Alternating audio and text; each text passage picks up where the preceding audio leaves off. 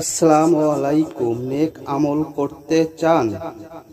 কিছু আমল এমন আছে যেগুলো করতে খুব বেশি সময়ের প্রয়োজন হয় না, অনেক জ্ঞানের অধিকারীও হতে হয় না। কিছু এগুলোর ফজিলত অনেক বেশি, যেগুলো বান্দার আমলনামাকে ভারী করে।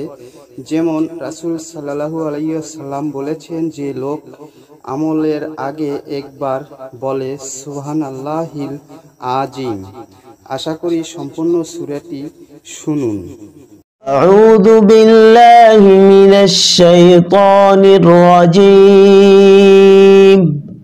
বিসমিল্লাহির রহমানির রহিম।